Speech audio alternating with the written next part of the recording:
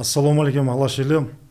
Бүгінгі қаузайтын тақырыбымыз Жошы ұлысының 8 жыл. Hello, country of Alash. The 800th anniversary of the legendary Jochi is the topic of discussion today. As you may be aware, 9 years ago, on the initiative of our former President Nursultan Nazarbayev, we commemorated the 550th anniversary of Kazakh statehood. It goes without saying that the founding of the Kazakh khanate is not the start of Kazakh statehood history. The Kazakh state has a long history. The origins of the Jochi Ulus can be traced back to earlier Kipchak unions, as well as the Turk Khanate and Guns. However, the founders of the Kazakh Khanate are known to you. They were direct descendants of Jochi Khan. We established a state within the realm of the great Jochi. Because of this, the 800th anniversary of the Ulus of Jochi is one of the deep themes that modern historians are interested in studying. Today's studio guest is Ashirbek Muminov, a doctor of historical sciences, professor and world-renowned Orientalist. Welcome. We are aware of your previous scientific writings. Among them, you studied the Islamic thinkers of that era and the process of Islamization in the Golden Horde Empire. You are the author of monographs. These Golden Horde spiritual processes are what I would like to talk about mostly today. This is the first thing we want to ask. The primary belief during the period when Genghis Khan founded a powerful khanate was Tengri. The first known rulers of Ulus of Jochi were Batu Khan, Sartak and Berke Khan from Lefshi, who rose to power after them.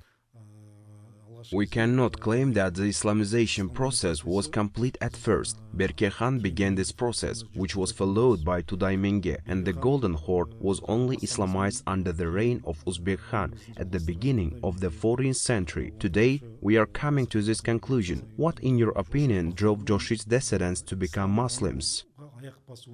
Miracle, you mean some wonderful events? Generally speaking, a large number of works based on several historical records have been produced on this topic. They are all well known to readers and the general public. However, in my opinion, as an Islamologist and a specialist in source studies, this issue is not given enough attention. On the basis of the information gathered, we are now working on it. A few things pique my interest. How did it affect society and the state as a whole? For example, legends. Today, some scientists are placing a greater focus on other data. For instance, Berke Khan, who is more actively involved in the spread of Islam, was the subject of 4 or 5 noteworthy reports. Numerous works were written by Frenchman Jean Richard, Hungarian scientist Bashari, and American scientist David Davis. However, they prioritized the book Genghis' Name as the primary source. Some amazing events were mentioned there, including how the forces of nature had changed, how certain powerful attributes had been acquired, and even a miracle. This book emphasizes such situations and presents them in a way that is not realistic. However, I am not studying the issues at the level of individual tribes or major communities. We have other things to do research on. We are interested in the Khan's palace during that era, specifically the scholars and poets who were invited to the palace. This can provide an explanation for their impact on state policy and state cultural policy. I am focusing more on the rule of the 3 Khans among them. Berke Khan is the first one. Among Jochi Khan's children, he was the first to convert to Islam. He ruled between 657 and 666 years after Hijri. Janibek Khan, the son of Uzbek Khan, is the second. We focus so much on this man's era because he brought scholars to his palace from Khorasan, Transoxiana, Turkestan, and the Caucasus. The third of them was Edigu Batır, also known as Amir Idiku in Arabic texts. Edigu B ruled as the Imam of the Islamic society for 20 years and housed many scholars in his palace. For this reason, historical documents, cultural practices, and politics from that era might all open our eyes to new perspectives. You just discussed the elements that contributed to the spread of Islamic civilization. Unlike earlier researchers, I took a different route. Those individuals focused more on the writings of scholars and sheikhs, as well as the characteristics of the aforementioned miracles. I focused more on the way that trading centers have evolved over this period. They established communication with the more developed neighboring nations, created high-tech goods at the time, and introduced new ideas for selling necessities to the populace. Based on their impact and relationship with them, it appears that the Jochi Khan descendants adopted Islam without giving way to any feelings or emotions. As rulers, I believe they gave greater consideration to political and economic factors. If we talk about this, we'll get to the Great Silk Road's route changes. The Joshids and these Ilkhanid state were at war, and there was a rivalry. Following Abu Sa'id Khan's death, the state crumbled and there was no longer any order. Various dynasties like the Jalayirids and Kobanids arrived, causing chaos in the governance. From that point on, it was impossible to carry out regular trade routes and economic contact. The route shifted to the north due to the stability of the Golden Horde. With an army and a strong government, the Golden Horde was a powerful state. There is Dr. Jaksoluk Sabitov, our leading researcher and historian. According to his estimations, numismatic specialists conduct extensive investigations all around the world. Based on their data, which shows the quantity of gold and silver coins created, we can infer that the Golden Horde was a highly advanced state in terms of coin production at the time. In a year, 20,000 gold tenges were minted. No, there were 20 million gold tenges minted. Such a degree, scope, and economic reaches did not exist in any state at the time. From this angle, the Golden Horde's population was exceedingly prosperous, both materially and economically. There were plenty of options to the authorities. The majority of traders on the Silk Road route were Muslims. As a result, it is possible to conclude that the Golden Horde's conversion to Islam, acceptance of Islamic culture, and adoption of Islamic civilization are all linked to the economic and political considerations. Any prosperous state or civilization that contributes to that society and enhances people's lives will be highly valued. As a result, we might conclude that these kings and khans had no emotional or spiritual choice but to pursue their economic interests. Islamic culture, on the other hand, is a system of values rather than just a religion. Political priorities and economic prosperity.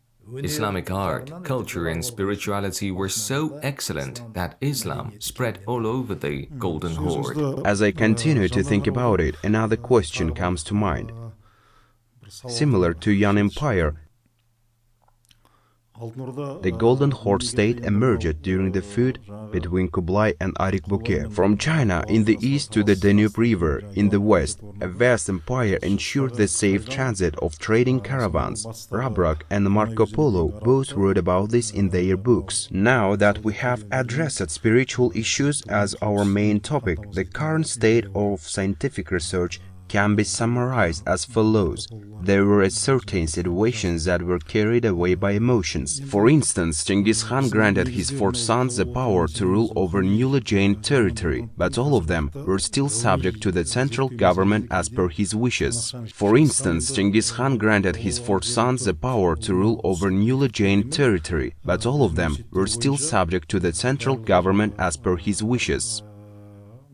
As subordinates, they were expected to assemble at Karakorum during the Kurultays, which were scheduled to take place at regular intervals. We can now conclude that the conflict between the Hilegu and Berke over the provinces of southern Azerbaijan was one of the initial issues that led to the division of these four territories into independent states like the Ilkhanids, the Joshids, the Yan Kingdom, the successors of Ugedei, the Kaidu, and the Chagatai dynasty. We now frequently address this subject here. It is well-known historical fact that Berke Khan and the Egyptian ruler Sultan Bibars formed a political and religious alliance. This is explained in depth in Holi's most recent works. Was Berke Khan's political and religious union with the Sultan Bibars a result of his opposition to Hilegu? Or in your words, was this decision motivated by a material interest? Did he fight for the cities of southern Azerbaijan, its manufacturing centers, its wealth and vengeance on Hilegu? They were actually cousins. Both were Genghis Khan's grandsons. One was the son of Jochi, the eldest son of Genghis Khan. The second one was the son of Tolui, the youngest son of Genghis Khan. However, the recently established enormous state had very tight discipline. They were all raised in such a rigid environment, but these are the ones who disobeyed Genghis Khan's wills. They turned on one another. Do you believe that Berke Khan's friendship with Bibars and his conversion to Islam, or just material interest, was the cause of the conflict? The conflict around South Azerbaijan was the main reason here. Indeed, Berke and the heirs of Hulegu also fought for the territory around Khwarezm. However, I believe that there were no moral or material impulses to go against Genghis Khan's wishes. I believe that the first Mamluk to send diplomats and maintain close ties with Berke Khan was Al-Malik Zahir Baybars. We now have a book by Khatib Çelebi, which was previously undiscovered and only existed in manuscript form. Right now, we're getting it ready to be published in IRCICA, the Istanbul Research Center for Islamic Culture and Arts. It will come in 6 volumes and be a very massive book. Berke Khan began a military campaign. As he invaded and conquered the regions that are now modern-day Moldova, Hungary and Crimea, he started to pose a threat to Western nations. Then he had the chance to conquer Istanbul, known as Constantinople at the time. He arrived near the Danube River as he got closer. Records exist indicating that the Kipchak tribes living there joined the Turks and they moved on. Then the Byzantine ruler sent his envoys. Palaiologos. Nogai sailed with 30,000 troops on ships. Yes, Palaiologos. Knowing this danger, they sent costly presents. He paid enormous tributes and handed up his daughter. He paid tribute and attempted to satisfy Berke Khan. He desired to avert the disaster in his state. Simultaneously, Byzantium's neighbors, the Mamluks, also took action. Here, Baybars did that not because he was terrified of Hulegu and his successors. No, he feared that rather than making a pact with him, the Golden Horde would attack his nation. To avert it, he dispatched his ambassadors with lavish presents and attempted to pacify Berke Khan.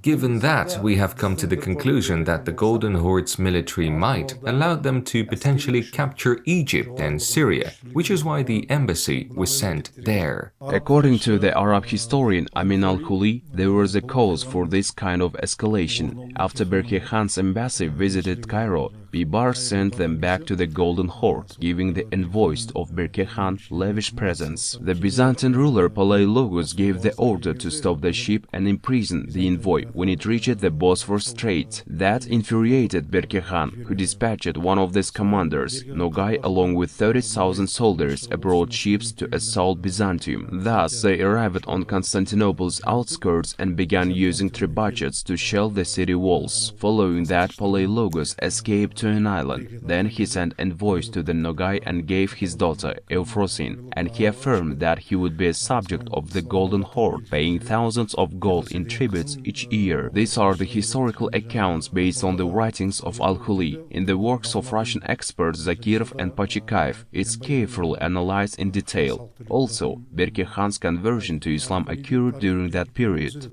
According to certain researchers, Istanbul was taken by Fatih Sultan Mehmed in 1453. The prophet's habits contain a hint that Istanbul will fall to a capable leader and powerful army. This commander might also be Nogay, considering that he was already converted to Islam. He proceeded to besiege the capital of Byzantium, forcing him to surrender and pay tribute. Basilius consented to being subject to the Golden Horde. This is the fact from history. You are now using these facts as a great example for our interview today. You brought up Janibek Khan. I have another question for you. Uzbek Khan, Janibek's father, took the throne in 1312. Before Janibek, we claim that Islamic reform in the Golden Horde occurred on a large scale. According to the Cengiz name of the Ötemiş Haji, the Uzuk Hasanata, Sadirata and Badirata, Saida, went to convert Uzbek Khan to Islam, and only then did the reformation begin. However, it is stated that extraordinary things happened when the four saints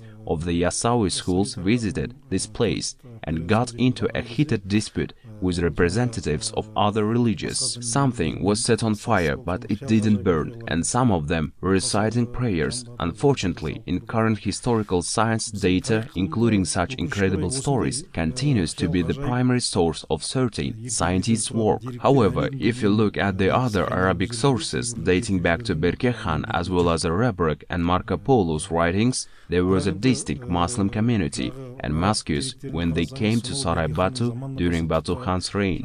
Both of them were Christians, and they were curious as to how these Muslims has arrived first. Thus, Islamic culture existed 50-60 years before Uzbek Khan.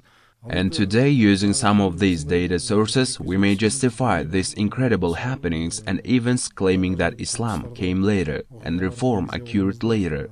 I think the Golden Horde's Islamization began before Uzbek Khan. Then, conflicts arose in the Golden Horde between the adherents of Islam and Tengri during the reign of Uzbek Khan. Based on Arabic sources, followers of Islam acquired a decisive edge with the rise to power of Tokhta Khan and Uzbek Khan. We argue that Amir Temür supported Catholic Temür's rise to power. During Janibek Khan's reign, there was great prosperity. However, it appeared that Uzbek Khan was the one who carried out white Islamic reform.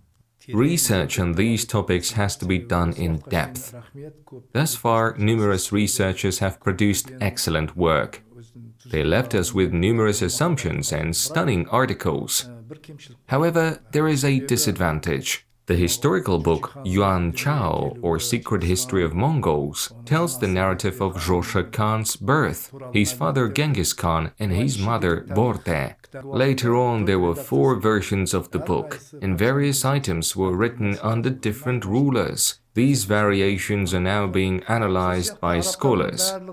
Similarly, we must consider why all Arab historians wrote about it, where they served, for what reason they wrote, and under whose reign. First of all, we should develop a portrait of the author, and then we will have to study his works. Amin Kuli was a journalist born in the late 19th and early 20th centuries. He was able to read historical data and tell us about his discoveries. Currently, we're not at that level. We moved farther. But Amin Kul and Ibn Arab Shah, at that point, there were differences between each of those data points. A man named Ibn Arab Shah arrived from Syria to the Golden Horde and Amir Temür's court. Ibn Abd al-Zahir was another historian who served in the Mamluk palace. Interpretations differ according to the interests that each author pursued at the time of writing. Among these works, we must determine who is responsible for that interest. How was this story written to suit someone's interests? Yes, they did. Ibn Fadlan went to Bulgars in 922. Some Khazars practiced Islam. During that time, Khorasan was one of the major states. It was a very powerful state. This state was part of the Golden Horde. Therefore, we are unable to ignore it. Muslims made up the majority of those who led the caravans in this area at the time. The types and formats of data are expanding at the moment. Later, as technology advanced, everyone could directly access and verify the facts for themselves. Let me finish what I said earlier. One of Khwarezm's greatest sheikhs was Najm al-Din Kubra. Yasawi's influence has not yet reached this area. Relying on later evidence to conclude that this was the case would be incorrect. There was a man called Numan al-Din al-Khwarizmi serving Uzbek Khan. He was a Mutazil. Something was recently found by Japanese professor Morimoto. A Said descended from Iran, Ibn Hibban, visited the Uzbek Khan's court. He left some records regarding his service here. There were also Kubrawi sheikhs. Saif al-Din Baharzi, one of Berke Khan's teachers, is one example of them. He was Kubrawi's sheikh. There was a second teacher, Mukhtar ibn Mahmud al-Zahidi, who was a scientist and great Hanafi scholar from Khwarezm. Because of this, it would be incorrect to focus solely on sheikhs who claimed to have done miracles when we had Nasaba genealogical specialists and Mufassirs. Note that the Khans were also highly educated people. Not every individual was welcomed into their palaces. We must therefore take a comprehensive view of this issue. It was previously unknown, but numismatists' efforts have led to the discovery of a so-called Khanate state. After marrying Turebek Khatun, the sister of Uzbek Khan, Tugluk Timur ruled Georgiania, which is modern-day Konya-Urgench. He was named the Amir of Khorasan in that city. His descendants all governed Khwarezm in the following generations as rulers and emirs. The word Sufi appears in each of their names. All of them were going by the names Hussein Sufi and Yusuf Sufi. They governed from 1361 until 1379. And Khwarezm was designated as the province of Khorasan. Yes, we can draw this conclusion based on the coins that were discovered there. Sufi is a false word, it does not mean dynasty, declared a Moscow research expert during the Soviet era. His name was Yanin, and his viewpoint has been extensively circulated thus far. However, numismatists and scientists from Russia found evidence of the existence of the state of Khanarats. One of them became the son-in-law of a ruler, gained the status of Koregin, and was given the title of Beylerbey, the highest rank in the military. Following Khan in the state's hierarchy, Koregin had the highest rank. That institute is not receiving any of our attention. Since then, the Khanarats had been close to power.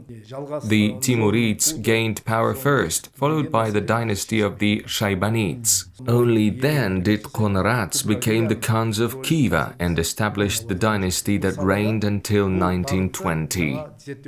The subject of which Sufi school they followed remains unanswered. Several Yasawi sheikhs made an effort to inherit this heritage, but we're not evaluating Kubravia's role right now. A new study should be conducted in this field. Thanks to God, there is so much information. Additionally, it is crucial that the data originate from many sources, spanning various time periods, ideally close to that particular time frame. During the Islamic Reformation under Uzbek Khan, the nomads began to split from one another due to religious beliefs. They were allegedly split into groups, those who embraced Islam and those who did not. The latter group came to be known as Kalmyk. That is the opinion of Russian historian Dremov. The history of Kalmyks generally began at that point. This word means remainer and refers to those who remain in their traditional religion. In general, some believe that the process of Islamization eroded nomadic Turks' integrity. What are your thoughts on the claim that the split was caused by a religious issue? One should thoroughly review the data. Ibn Battuta visited Georgiania or Konya-Urgench in Khwarezm. While he was at the Uzbek Khan's court, this individual traveled to Bukhara through Kit. If we attentively read his memoirs, the Arab scholars are identified by their madhab as Maliki, Shafi, and Tariqat Zawiyah. However, when it comes to our local academics, the writer did not specify whose school or madhab they followed. In general, he claims to have met with the Mutazilites. When he arrived at Urgench, he expressed his doubts about them. However, Mutazilites were not the only one present. He wrote something else after that. During this period, Tughluq Timur built a massive mausoleum about Najm al-Din Kubra's tomb. It was a large complex. It contained a madrasa. There were mosques inside. He went and witnessed everything firsthand. We have already been acquainted with the study conducted by Yakubovsky and the later studies of Turkmen scientist Khalimov. We have already been acquainted with the study conducted by Yakubovsky and the later studies of Turkmen scientist Khalimov. However, nobody took the time to carefully study the writing on the tomb. Historical research practiced a certain technique in the former Soviet science, which was applied by Yakubovsky and others. They get only useful information. Is Khan's name on it? Does it have a name on it? What year is written there? They ignored everything else, including the poetry and verses within, the beautiful inscriptions within the tomb, and the architectural details. Consequently, we should read what Ibn Battuta wrote about the nomads of that era. Many local nomads are said to have visited this location for pilgrimage. After acknowledging all of these principles, they slaughtered livestock and held a large ritual over this place. It is untrue to say that the Mongols destroyed Islamic buildings, destroyed calligraphy manuscripts, and destroyed Islamic culture. We can observe how Islamic culture existed before the Mongols and was preserved until now. In this work, Ibn Battuta described how the nomads adopted that civilization. I would like to bring up your previous comments once more. Numerous towns were constructed along the Volga when the Golden Horde Empire was founded. Saray-Berke from Berke Khan, Saray-Batu from Batu Khan, and Astrakhan, also known as Hajitar Khan, and Sarayjuk in the territory of Kazakhstan, will all be discussed. These cities were all founded during the Golden Horde's period. When it comes to what Golden Horde state has contributed to human civilization, it is believed that during Batu Khan's reign, finance were provided for restoration of over 70 towns. We say there were cities along the Volga. Was the Golden Horde's destructive tendency dominant over its city construction efforts and other contributions to human civilization? For instance, despite their best efforts to downplay the positive aspects of the Golden Horde, Russian historians acknowledge that the Golden Horde contributed to the creation of the Yam postal system. It is reported that the state constructed numerous stations and bridges across many rivers in order to build Yam roads. We know that they set up certain locations for caravan stops. It is acknowledged that the state made favorable conditions for the Great Silk Road's trading caravans, which traveled from the Far East to the West. They have no choice but to admit it. Now, the question is whether the destructive nature of the Golden Horde or its contribution to civilization wins out. What can you say about it? The creative side prevails. Modern museums store 1 million gold and silver tengeis that date back to the Golden Horde period. The Khans and the original rulers of the Golden Horde minted the tenge, which has been preserved to this day. Such wealth cannot be found in other nations. Here's one. However, we are aware of the level and size of the towns and cities founded along the trade route. Archaeologists have not yet investigated its architecture. The 1944 Communist Party resolution banned these topics. Then, studying this topic is just now becoming feasible. In Kazakhstan, the study of archaeological epigraphic inscriptions started a bit later than in Tatarstan. It is quite limited work. A scientist called Zakirov wrote a book titled International Relations in the Golden Horde.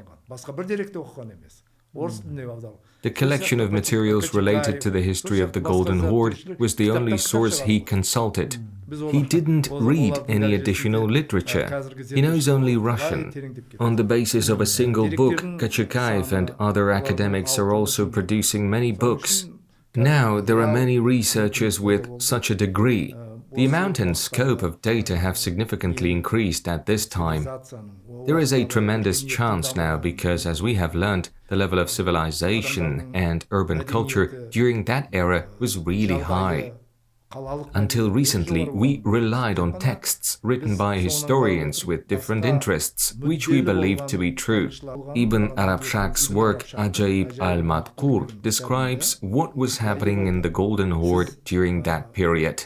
If you arrive in the Golden Horde, you will see that trade caravans, travelers, and scientists setting out on a journey do not buy food, fodder for their animals, or hire mercenaries and guards. This country is really peaceful and calm. They say it's all because of peace and freedom. Anyone could travel here without fear. That period was devastated following Amir Temir's conquests and his conflict with Tokhtamış Khan. Such peace and order were maintained since it was embarrassing for a particular tribe for someone to be robbed or for there to be an accident within their territory. After entering their land, that tribe was in charge of maintaining law and order. Another tribe would be in charge of the order when they crossed into their land. In other words, nobody could cause a mess. Nobody's cattle were taken and nobody lost any money. That was the order. The economy and trade were both growing properly. That is why I think we should introduce the same order and management system from that period. While researching Ottoman history, I came upon the word kalkam. What does the word kalkam mean? Yes, sometimes we refer to a loving child as kalkam. No, that isn't the precise meaning. In the Khan's palace, Kalgai was the highest-ranking official. He was comparable to the first prime minister. Following him was Nur-ad-Din, the second prime minister. The institutions that formerly existed there, the history of statehood and state control are still overlooked while studying Kazakh culture. All of these traditions can be inherited from the Golden Horde. Do we really need the legends that the Khan converted to Islam when the above-mentioned sheikhs arrived, created clouds and changed the course of the water? The Golden Horde was a highly developed nation. It had a well-educated population. It was a state and a society with established madrasas, mosques, and other educational institutions. We are not researching the Golden Horde's history to gain pride or glory. Knowing history is the mindset that allows us to better comprehend our current situation and look ahead with confidence. Studying history is necessary for that. I want to ask a question about the law and the judicial system here. We are examining the Genghis Khan period as a particular subject. Regarding the religious scholars in Sarayberke, during this Genghis Khan period, there are differing views. It's reported that the Asharis increased in number during that period. Another viewpoint is that Hanafis became more numerous during that time. Generally speaking, the so-called Karashabis handled judicial duties throughout the Golden Horde period. There are specific purposes for each of the Beylerbey, Baskak, Tarauga and Karashabis that you mentioned. All legal cases were mostly judged by Karashabis. The former Turkic customary laws served as a foundation for their work. However, later in the course of Islamic growth, if we look at other Arab sources, like Battuta and Ibn Arabsha about the Horde, we can see that ordinary Sharia scholars, such as faqighs, were also there. We now have new information on this issue. Books containing Tabakat writings were given a great deal of attention by earlier scholars studying Islamic literature. To explore the historical facts, you will only get as far as the Hanafi works written before the Genghis Khan era. Other historical documents would still exist in the Middle Eastern nations. We don't have these texts after that period. It's said that Genghis Khan was to blame for this. And generally speaking, I started reading books in a different genre. Next, in the world history category, there is a book written by Mustafa al-Janabi. He was an Ottoman historian who wrote the first world history book in Arabic in the 16th century. Subsequent historians researching Osman's historiography studied his book. If we look at that person's work, we can see that he wrote about the life, political life and military life of a certain Khan, as well as a list of scholars who published during that period. This is where you may find information that is not included in the Tabahat Hanafiya column. When comparing the rule periods of Uzbek Khan and Janibek Khan, we can see that a lot of work was done by the scholars who served in the Golden Horde's court during Janibek Khan's reign. I focus mostly on the philosophy of post-classicism and classicism. Overall, the Islamic culture benefited greatly from the contributions given by this school of the Golden Horde. Up until today, this has gone unnoticed and unacknowledged. However, about half of the madrasa texts were written in the Golden Horde. As a result, throughout its existence, the Golden Horde significantly enriched Islamic civilization. We can state it with certainty. He also cited the impact of the Shafis and Asharis. How big of an impact did they have? The Golden Horde had freedom. Because of their proximity to the Deshti Kipchak, scholars from Turkestan, the right bank of the Sirdarya, Transoxiana, Khorasan, Samarkand, and the North Caucasus came to work here. However, all of those works are works of literature that fall within the Hanafi school's paradigm. Aqaid-in Safi is a Maturidi school. Tawzil Ushul al-Fiqh is Hanafi, etc. are all Hanafi. Likewise, if we consider every author, Hanafi madhab is the source. Examining the scholars among them, we find Asharis, Malikis, Hanafis and Sufis. But they all worked within the Hanafi culture. The third question concerns the compatibility of Sharia and state governance law. Generally speaking, beating or cutting off hands had no place in Islamic culture. Islam is a religion that emphasizes morality. It has to do with spirituality, treating others with dignity and traditions. And state governance was administered in accordance with each state's rules. In other words, governance, military service and everything else operated in our situation based on the principles of the nomad Turks. We now refer to it as customs. It has nothing to do with Islam. It has to do with spirituality, treating others with dignity and traditions. And state governance was administered in accordance with each state's rules. In other words, governance, military service and everything else operated in our situation based on the principles of the nomad Turks. We now refer to it as customs. It has nothing to do with Islam. During the Russian Empire, they took the title of Khan of the whole state and were subsequently divided into 3 juzes, each with its own Khan. It is further separated into Agha Sultan, Sultan, Bolus, and ultimately B courts. And they set the limit on the court cases. If you paid only 3 rubles, then they would examine your case. We would know little about the customs and only in a limited way, and we have forgotten our previous culture, sovereignty and strength. Customs, interpersonal relationships and worship were administered through the system taught at madrasa, while the management of the state and military were, in my perspective, all different. How did things come to this? Amir Temür, for example, had a distinct government. There were Diwani Agla and Diwani Arna. Diwani Arna oversaw the issues related to the city people, while Diwani Agla was responsible for issues related to the army of nomads. Looking at it, we might conclude that there was a great order. In research, we either support religion or legislation. As a result, using actual facts to examine history is quite beneficial. Thank you for visiting our studio today and providing intriguing and extensive information about the Golden Horde era, state circumstances, internal and foreign politics and scholars. We believe that this is the first video in Jochi Ulu's narrative. We'll cover this topic later. Dear viewers, our talk regarding Jochi Ulus in the Bilim Kazna studio has come to the end. Goodbye.